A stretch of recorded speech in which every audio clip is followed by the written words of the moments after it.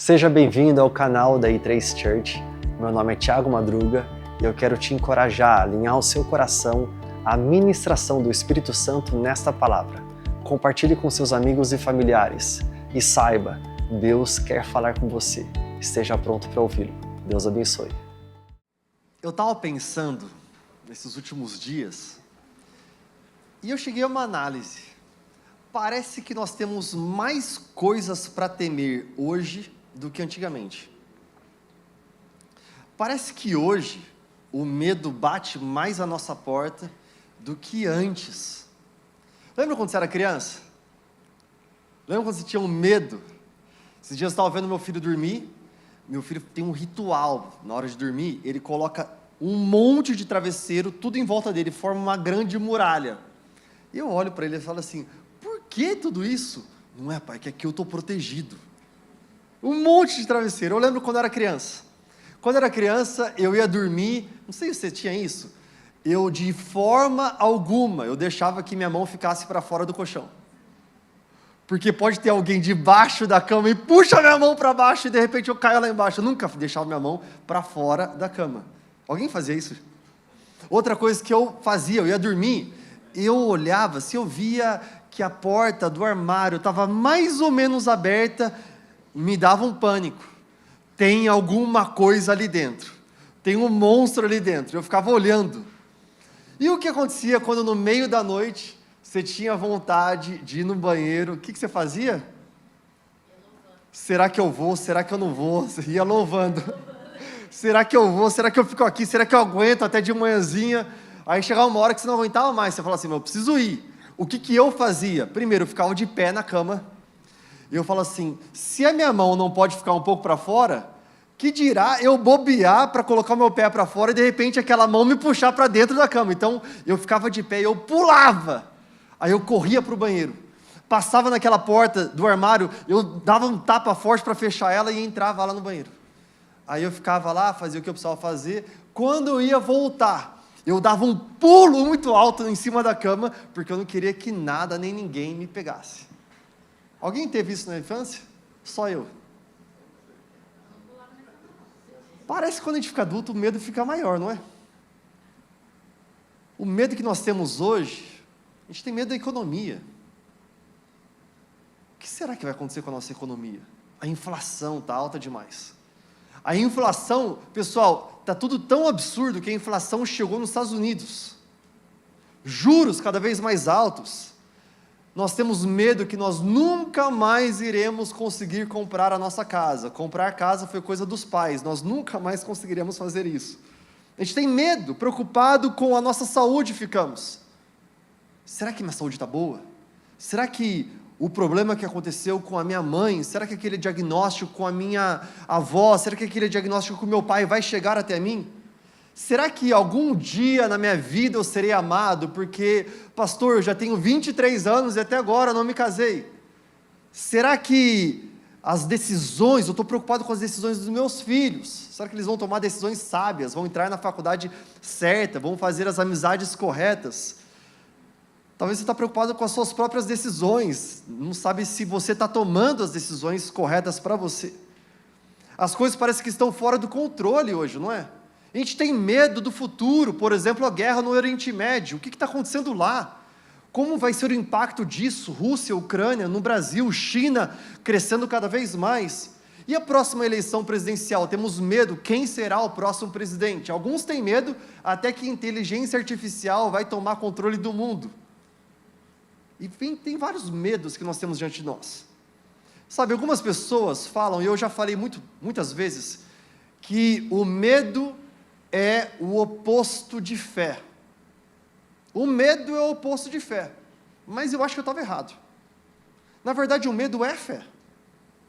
O medo é colocar a sua fé nos piores cenários. É colocar a sua confiança, a sua crença, nos piores cenários.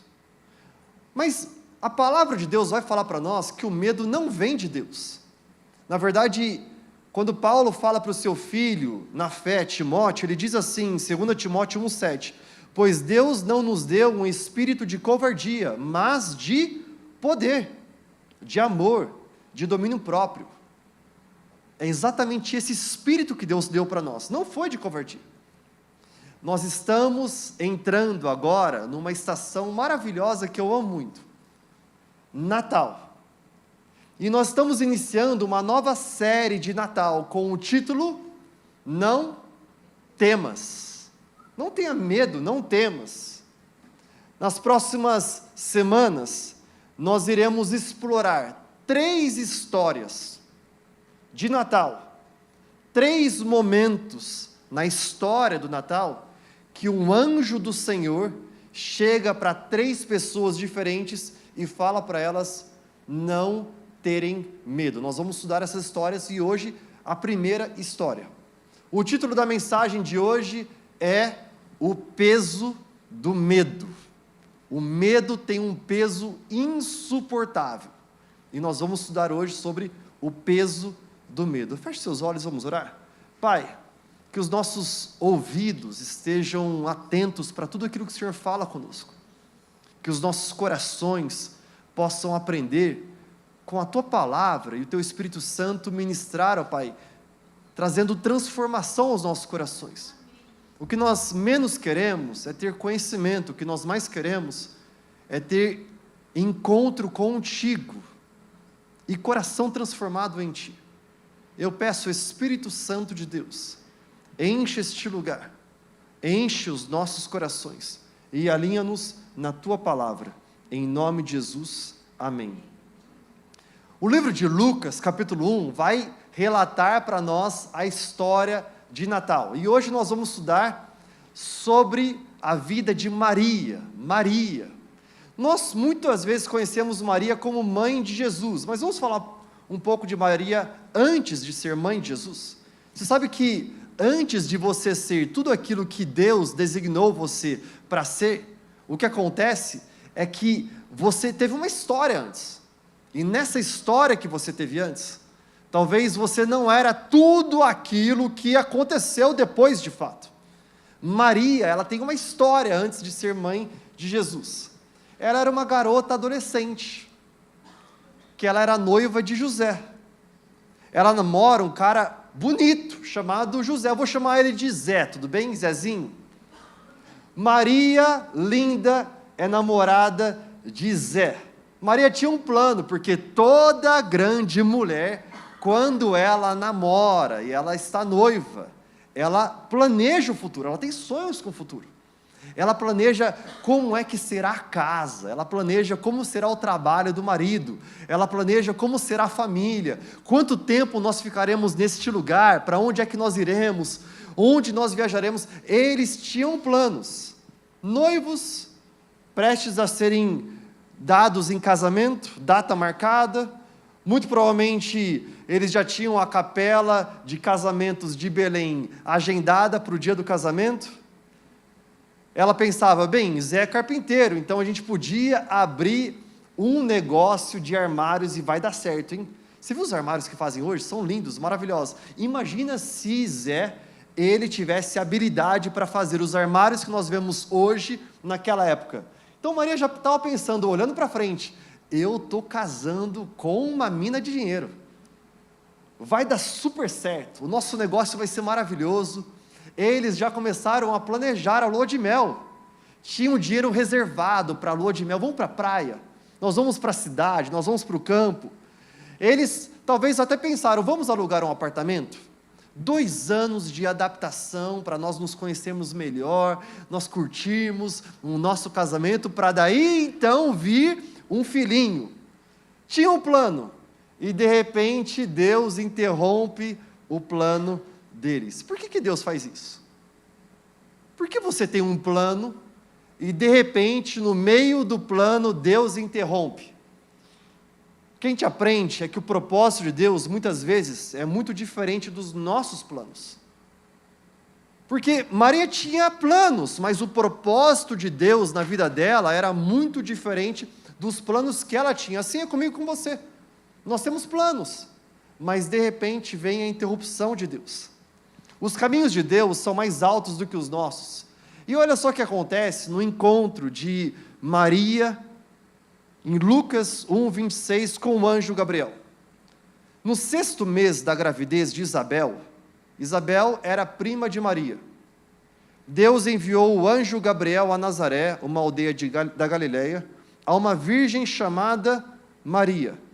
Ela estava prometida em casamento a um homem chamado José, descendente do rei Davi.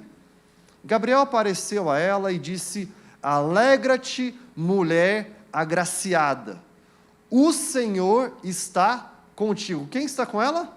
Deus. O Senhor está contigo. Olha o próximo versículo. Confusa e perturbada. Essa expressão, esse adjetivo, ele está em paradoxo com aquilo que foi dito um pouco antes. Alegra-te, mulher agraciada, o Senhor está contigo. Qual é a resposta dela? Confusa e perturbada. Maria tentou pensar no que o anjo poderia querer dizer. Muitas vezes nós estamos confusos, perturbados, recebemos notícias e a gente fala assim: o que é que está acontecendo? Confusa, ela pensa assim: por que eu? Dentre todas as mulheres que existem aqui, por que eu? O que esse anjo vai pedir para que eu possa fazer? Ela não está apenas confusa, mas eu gosto que Lucas, o médico, ele traz esse adjetivo. Ela está perturbada, ele escolhe a palavra no grego traduzida como perturbada. Ela não está apenas confusa. O que está acontecendo? Eu não estou entendendo nada. Eu tenho os meus planos, a minha vida, de repente aparece esse anjo, mas ela está confusa e perturbada. Por quê? Porque muito provavelmente ela está olhando para ele, e ela está falando para ele aquilo que eu e você fazemos muitas vezes: Deus, não mexa com os meus planos. São os meus planos, é a minha vida, vai dar tudo certo do jeito que eu quero. A gente não faz isso. Nós estabelecemos planos e chegamos para Deus e falamos: Deus, agora abençoa os meus planos, abençoa o jeito que eu quero. De repente Deus interrompe e ela está confusa e perturbada. Deus interrompe Maria, e eu aprendi isso várias vezes na minha vida com a interrupção de Deus. Eu tinha planos de caminhar para cá, de repente Deus me levou para um outro lugar. Eu tinha planos de realizar tais feitos e Deus me leva a uma outra realidade. O que mostra e ensina para mim e para você que o que chamamos de interrupções perturbadoras de Deus são, na verdade, convites divinos de Deus para nós. Interrupções perturbadoras, eu estou perturbado com essa interrupção, são, na verdade, convites divinos. Deus, ele não está interrompendo os meus e os seus planos. Na verdade, Deus está dizendo: eu estou convidando você para participar do meu propósito. Uau, que demais! Deus faz isso várias vezes nas Escrituras. Deus interrompe Moisés com uma sarça ardente. Ele estava bem com a sua família lá, estava tudo bem. E ele diz para Moisés: eu estou te levantando para livrar o meu povo da escravidão. Deus interrompe Davi enquanto ele cuidava de ovelhas, e ele fala: eu estou levantando você e ungindo você para você se tornar o rei desta nação, conforme o meu coração, segundo o meu coração. Ele interrompe Saulo, que estava na sua caminhada, buscando aterrorizar e matar os cristãos, e uma luz brilhante vem e cega ele. Deus fala para ele: eu estou te levantando como instrumento para trazer as boas novas, o evangelho aos gentios, não apenas aos judeus, mas aqueles que não fazem parte do povo de Israel. Deus, ele pode interromper você. O pensamento era aquilo que você queria. Ela tinha um plano de se casar com alguém, mas Deus tinha algo diferente. Talvez você tinha um plano, você, de se casar com tal pessoa, mas Deus tinha algo diferente para você. Talvez você tinha um plano de você ir para uma escola, para uma faculdade. Deus fala para você que é um outro lugar. Você tinha um plano de você estabelecer numa cidade. Deus fala que é um outro. Talvez você tinha um plano de você desenvolver o seu ministério naquele lugar. E Deus fala: eu tenho algo novo para você. Versículo 29 diz que ela ficou confusa e perturbada. E ela pensou: o que é que esse anjo está querendo dizer com tudo isso? Maria tentou pensar no que o anjo poderia significar. Você já fez isso? O que ele quer falar? Eu não estou entendendo nada. Deus já falou com você e você não entendeu nada. Ele já interrompeu a sua vida e de repente você fala assim, o que é que está acontecendo? Recentemente eu passei exatamente por isso. Recentemente eu enfrentei uma interrupção de Deus, bem recentemente, eu estava assim, eu não estou entendendo nada. Agora o que nós aprendemos é que nós não precisamos entender o plano de Deus para confiar que Deus tem um propósito. Eu não preciso entender o plano, eu preciso apenas confiar que Ele tem um propósito, porque o nosso Deus, Ele é um Abba Pai, Ele é um Pai querido. Qual pai está na frente do filho e tem ciladas para o filho à frente? Não tem. O pai está, na verdade, direcionando o filho, está levando ele a um caminho para lugares melhores, para pensamentos mais altos, caminhos mais altos. Versículo 30, o anjo fala assim para ela, não tenha medo, Maria, pois você encontrou graça diante de Deus. Na mesma frase do anjo, não tenha medo, porque você tem favor, você tem graça diante de Deus. E o que é favor? O que é exatamente essa palavra favor? Você tem favor diante de Deus. Favor é um deleite demonstrado. Favor é evidência visível da bênção de Deus. É isso que o anjo está falando para ela. Não tenha medo, porque você tem agora uma evidência visível da bênção de Deus sobre a sua vida. Favor, eu gosto de descrever assim, são as bênçãos imerecidas que Deus derrama generosamente sobre os seus filhos. Bênçãos imerecidas que Ele derrama generosamente sobre os seus filhos. Exatamente 14 dias antes da I3Com 24, nosso marco histórico, completamos 2 anos de vida, e nós tivemos esse tempo na I3Com, com palavras proféticas de Deus para nós, apostólica para o futuro, a comunidade adorando a Deus, indo mais profundo. Foram dias maravilhosos, fala sério, foi muito bom. Mas exatamente 14 dias antes da I3Com, eu recebo uma ligação da Coreia do Sul. Nessa ligação eu descubro, minutos depois, que eu de fato vou precisar entrar num avião em 2 dias e ir para a Coreia do Sul. Não é fácil chegar na Coreia do Sul. Porque a Coreia do Sul é literalmente do outro lado do mundo. Nós estamos falando aqui de uma viagem que, quando eu fui ver as passagens, tinha tanto a trajetória de São Paulo ir por meio da Europa, depois chegar na Coreia do Sul, São Paulo ir por meio de Catar, ou então Dubai e chegar na Coreia do Sul, ou então São Paulo, Estados Unidos, o inverso, e chegar na Coreia do Sul. Eu fiz esse caminho pelos Estados Unidos. E os voos foram São Paulo, Nova York, Tóquio, Seul, Jeju.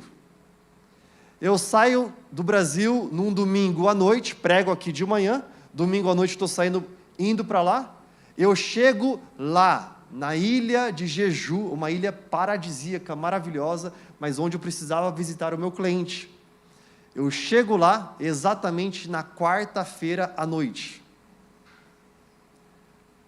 Num fuso horário de 12 horas de diferença. Então, agora, às 10 horas da manhã, é 10 horas da noite lá. 11h20 da manhã, 11h20 da noite lá.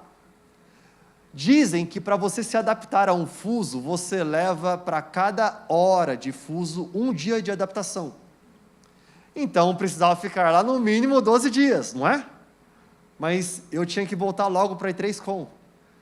Eu cheguei na quarta noite, trabalho intensamente, quinta, sexta, sábado, domingo à noite, começa a minha trajetória de volta para o Brasil. Segunda-feira estava no aeroporto, segunda-feira eu fiz, na verdade no domingo, eu fiz Jeju, Seul, depois Seul, Tóquio, Nova York, São Paulo. Eu estava muito cansado para chegar no Brasil na quarta-feira de manhã E o primeiro dia da conferência era quinta-feira à noite. Na quarta-feira à noite, eu estava aqui na igreja, porque nós estávamos entregando os nossos 21 dias de jejum e oração, mas eu quero contar algo específico para vocês que aconteceu 30 horas talvez antes. Eu cheguei no primeiro voo e eu fui conversar com a moça no balcão, ali, da companhia aérea. Eu falei, viu, me fala um pouco sobre esses voos. Como é que eles estão? Eles estão tranquilos? Está vazio? E eu pensando, se tiver vazio, é muito bom, porque eu vou conseguir pelo menos deitar. Se não tiver ninguém à minha direita, à minha esquerda, eu consigo deitar e eu consigo relaxar. Ela falou assim, deixa eu dar uma olhada aqui. O voo Jeju-Seul, lotado. Lotado, não tem um assento disponível. Tudo bem, sem problema, esse é um voo curto, um voo de 1 hora, tá bom. O voo Seul-Tóquio, 2h30 de voo, esse voo está lotado, não tem ninguém, assim, nenhum assento disponível, está cheio. Tudo bem, tá bom. E o voo Tóquio-Nova York? Deixa eu ver aqui, lotado. E o voo Nova York-São Paulo? Isso eu não consigo ver. Mas eu acho que também deve estar lotado, porque todos os outros 3 estiveram lotados. E eu pensando, Deus, me capacita. Como é que eu vou enfrentar tudo isso? Primeiro voo, estava cheio, mas a moça olhou para mim, ela teve uma misericórdia, porque os coreanos, eles são todos pequenininhos. Então, os assentos, eles são muito curtos. E ela me colocou numa saída de emergência. Eu tive mais espaço. Deus, muito obrigado. Segundo voo, ela me coloca também na saída de emergência, onde tem um pouco mais de espaço. Deus, muito obrigado. Terceiro voo, Tóquio, Nova York. De repente, eu descubro que está lotado, mas tem um assento sim disponível. É exatamente do meu lado. Eu estou no corredor, do meu lado não tem ninguém, e na janela tem uma moça. Então, consegui ter um pouco mais de espaço, Deus, muito obrigado. Aí, chega no último voo. Teve uma escala em Nova York de 7 horas. Eu fico lá em Nova York, buscando coisa para fazer, então eu fiquei lá passeando, descobrindo lugar, ligando para o Rodrigo, vamos comprar isso aqui para a igreja, vamos comprar aquilo outro para a igreja, e lá, passeando e vendo. De repente, chega na hora de voltar para o aeroporto, porque é o meu voo de volta, Nova York, São Paulo. Quando eu volto desesperadamente, recebo uma notificação, a hora que estou chegando no aeroporto, da American Airlines, o seu voo vai atrasar 5 horas. Fico no aeroporto mais 5 horas, procurando coisas para fazer, encontro um lugar em que eu posso tomar uma ducha. Você não faz ideia da qualidade que é de um banho no meio de uma viagem. Parece que revigora. Tomei a ducha, tudo bem, estou esperando, aí eu chego lá no portão, onde eu vou entrar para o avião, o último voo. Estou cansado, estou sem dormir, já são 30 horas, sem dormir nada. Preciso descansar, não consegui dormir nos voos, nada, absolutamente nada. Falei, Deus, por favor. Aí eu vejo uma bagunça na frente do balcão. Os brasileiros, né? Já no batuque, já com a farofa, já querendo voltar para casa, lotado de gente, mas a companhia aérea estava totalmente desorganizada. E eu começo a ouvir, as malas de mão precisarão ficar aqui, porque elas têm que ir debaixo do avião, porque não tem mais espaço, está lotado. Papai, o último voo vai ser mais difícil. Cheio. Contra gosto, deixo a minha mala de mão. Eu estava tão cansado que eu não queria nem argumentar, não queria falar nada, só deixei minha mala de mão com eles, falei, tudo bem, vou entrar lá. Eu entro. O meu assento é literalmente o do meio. Num voo lotado, o assento do meio. Eu falei, Deus, que não seja alguém do tamanho do Rodrigo, para sentar à minha esquerda, nem do Digão à minha direita, senão eu vou sofrer. Fiquei lá, todo mundo começou a entrar, entrou. Não tinha ninguém sentado à minha direita, ninguém à minha esquerda. Foram entrando, e eu orando, falei, Deus, eu sei que está cheio, eu sei que tem alguém aqui, mas envia Por favor, uma Nick do meu lado, uma Rafa do meu outro lado, pessoas minúsculas. Por favor. De repente, a porta do avião se fecha, todo mundo se assenta, e não tem ninguém na minha direita, ninguém na minha esquerda. Eu puxo aqueles 2 encostos de braço, eu deito, e num voo de 9 horas, eu durmo literalmente 7 horas e meia. Favor, bênçãos imerecidas que Deus derrama generosamente sobre os seus filhos. Nesses últimos dias, tive um dos momentos mais difíceis da minha vida profissional na minha empresa. Deus envia, nos últimos 2 dias, uma pessoa que mora nos Estados Unidos, para estar comigo em Belo Horizonte, para ver o hotel, para me levar para jantar, para conversar comigo, e para ser um anjo de Deus na minha vida. Favor, bênçãos imerecidas. Mas favor não é apenas algo financeiro, não tem nada a ver. É muito além de financeiro. Favor é, na verdade, as pessoas gostarem de você. Favor é Deus te entregar bons relacionamentos, uma boa saúde. Quantos de nós queremos o favor de Deus sobre nossas vidas? As bênçãos imerecidas de Deus sobre nós. Eu quero esse favor. Se eu fosse Maria, eu interromperia o anjo no meio dessa conversa e falaria: tudo bem, se eu sou favorecida, então me faz favor, paga o meu casamento e me dá uma boa lua de mel. Mas ela não faz isso. Ela continua ouvindo o que o anjo tem para dizer.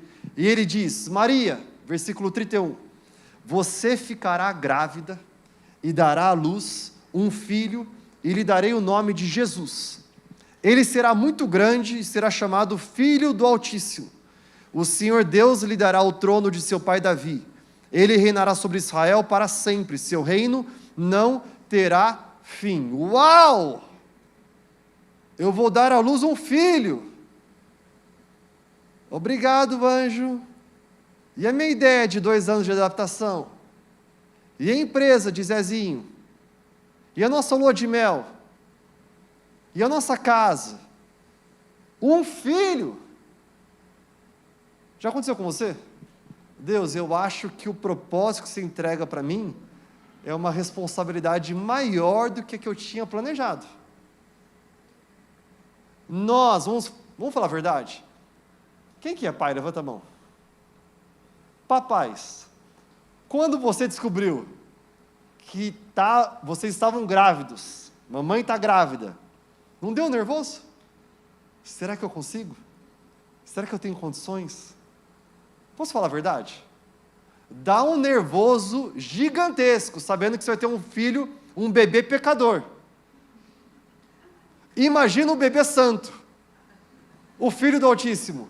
Não, se você não sabe que seu bebê é pecador, deixa eu falar para você, ele é. Nós nascemos com o pecado na natureza e é por causa de Jesus Cristo que isso é extirpado.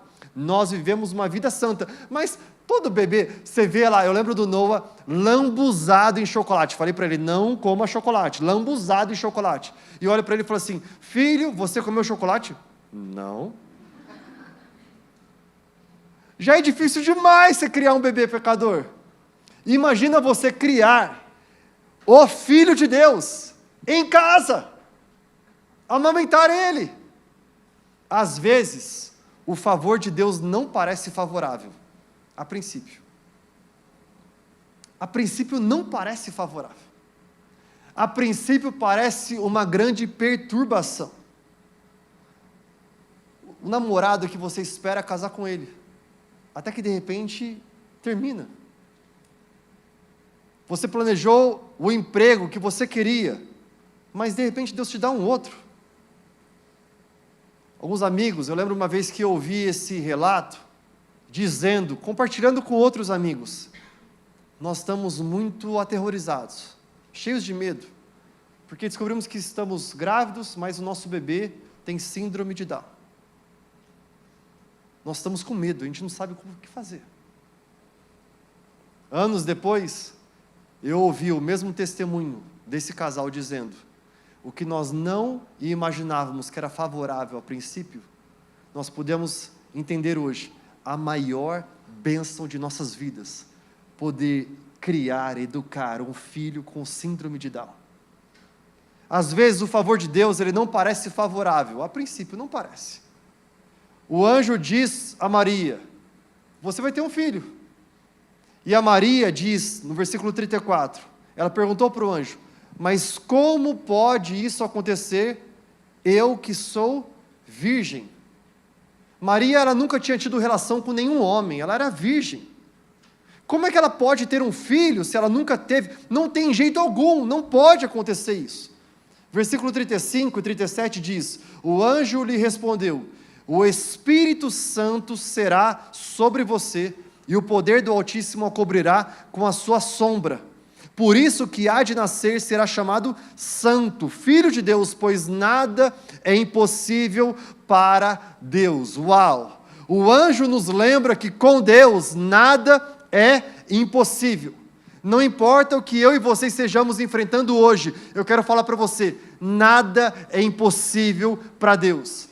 Não importa quantas negativas você já teve diante de você, eu quero falar para você, nada é impossível para Deus. O nosso Deus, Ele transforma corações, o nosso Deus, Ele cria caminho onde não há caminho, Ele traz água fresca onde não havia água fresca. O nosso Deus é o Deus que tudo pode fazer.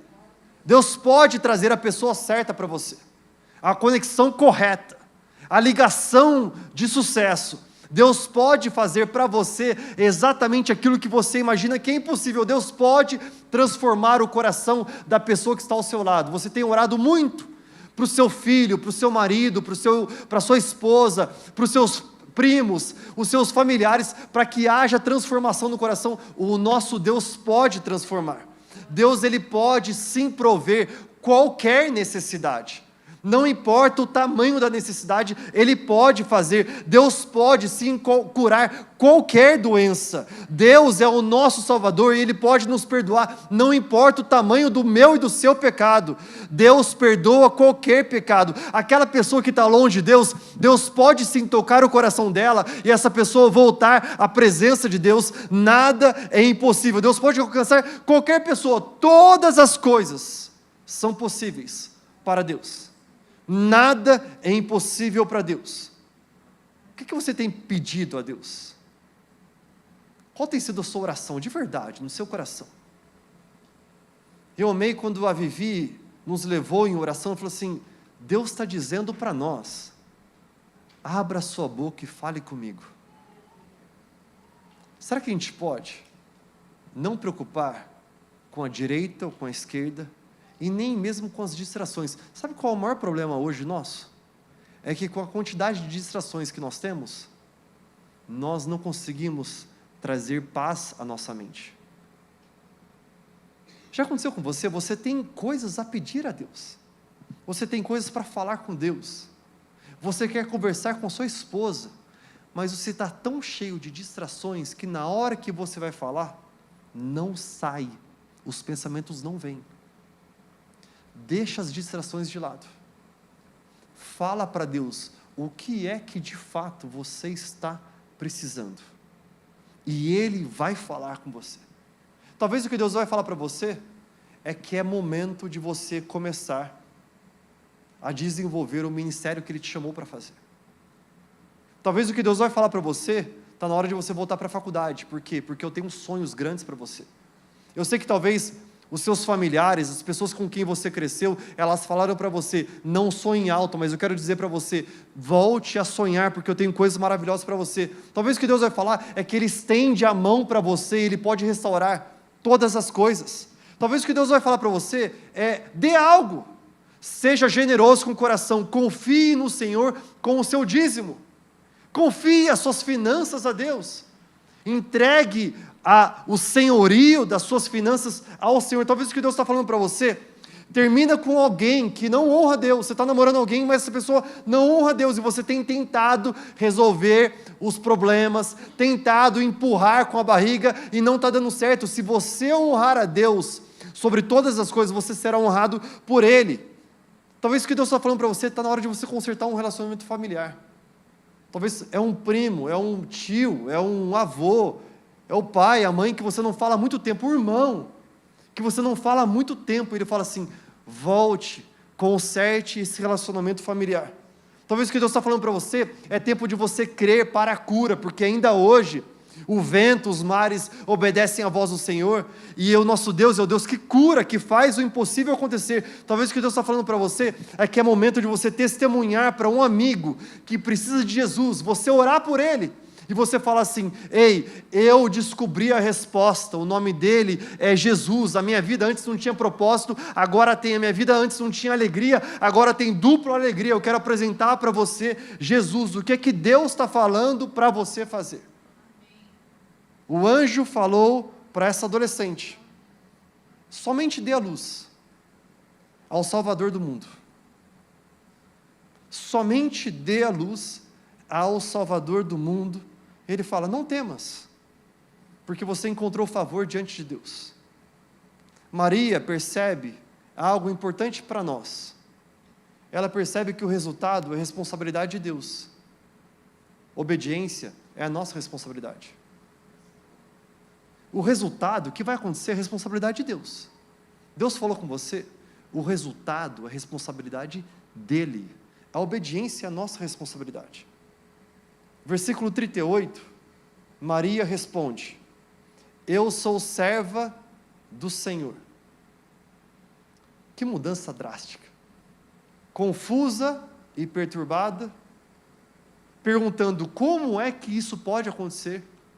De repente, ela entende: o poder do Altíssimo a cobrirá, o Espírito Santo é com você.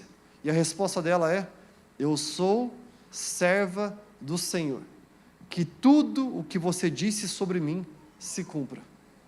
Não temas. Você está confuso? Você está perturbado? Você vê medo diante de você? Deus fala hoje para você: não temas. Descanse nos planos, no propósito de Deus. Que a gente possa fazer essa oração hoje. O que eu não quero é a minha vontade, eu quero a vontade de Deus. O que eu não quero é o meu querer, eu quero o querer do Senhor. Eu quero falar para você, não importa o que você está enfrentando hoje. E eu imagino que muitos de nós, você que está conosco em casa, talvez você está ouvindo essa mensagem, você entrou, e agora mesmo Deus está falando com você, está falando assim: mas eu tenho muralhas grandes demais para lidar. Eu tenho tempestades muito fortes que eu estou lidando agora. Talvez aqui dentro é sua alma. Talvez são coisas externas, mas Deus está falando para você, para mim, para nós. Seja lá o que for que você está enfrentando hoje, não deixe que isso pese sobre você. Porque Deus é contigo. Deus não nos deu um espírito de medo, mas um espírito de amor, de coragem, de ousadia. O mesmo Deus que esteve com Maria, favorecida e agraciada, é o Deus que está conosco. Ele fala para nós hoje, aqui e agora: favorecido e agraciado. Não tenha medo, por quê? Porque nós encontramos favor em Deus. Deus é conosco. Será que você pode ficar de pé onde você está? Como é bom adorar a Deus com você. Graças a Deus pela tecnologia, talvez você está numa outra cidade, estado, país ou continente, e nós estamos aqui juntos buscando a face de Deus. Eu quero compartilhar esse QR Code, basta você apontar a câmera do seu celular para ele e você vai ser direcionado ao nosso WhatsApp. Nós queremos ouvir qual é o seu pedido de oração. Nosso time de intercessão está pronto para orar e interceder a Deus Pai por sua vida e sua família. Além disso, nós acreditamos numa igreja pastoral, em que as ovelhas são pastoreadas. Se você está precisando de um aconselhamento pastoral, talvez conversar, compartilhar aquilo que está acontecendo com você, eu quero dizer que nós estamos aqui a seu dispor, porque acreditamos que o reino de Deus é para ser vivido hoje. É por isso que nós vivemos em comunidade, próximos uns dos outros. Bem, essa palavra falou com você, não falou? Falou comigo de forma tremenda e eu quero te encorajar. Compartilha com seus amigos, familiares. Vamos juntos compartilhar as boas novas do reino de Deus e da palavra de Deus. Deus abençoe muito você.